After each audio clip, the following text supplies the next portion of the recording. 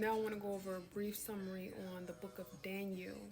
The book of Daniel offers readers of all generations an insight into God's promise and a pattern at work in history. The pattern reveals how humans and their kingdoms become violent beasts when they glorify their power and don't acknowledge God as their true king. It teaches us that it is our responsibility to obey, trust, and submit to God's will and believe that whatever He ordains will be for our benefit in His glory. Also, a demonstration of God's providence. Most importantly, the story of Daniel is a story of God's glory and God's providence for His people. God's plan to restore His people and remain faithful to them no matter the circumstances. Daniel and his God-fearing friends were forced to live in Babylon, far from home and far from their land. Their Lord had promised them later in the book of Daniel, prophesies of terrible trials still to come in the promised land. Daniel 11:31, whatever the trials was, though it was always the result of sin. So basically, karma, they got what they had coming. It say Daniel is a story of a person being faithful to God.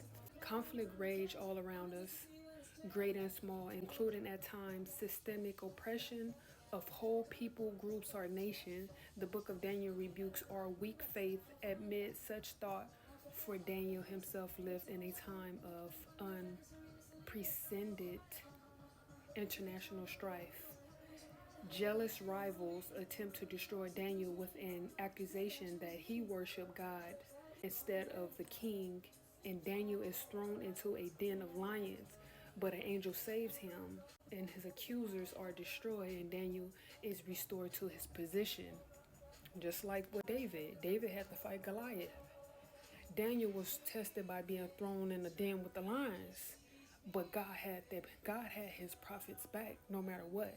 They put so much faith in God only to be victors in the end. Throughout the whole story of Daniel, God not only provided for Daniel's need, but He blessed him with wisdom and knowledge to interpret dreams and help govern the kingdom.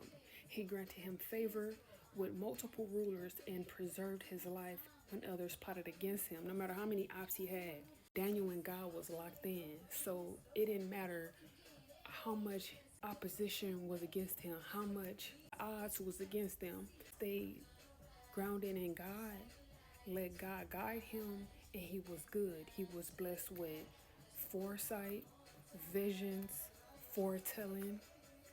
He was blessed with protection and more just by listening, being obedient, locked in.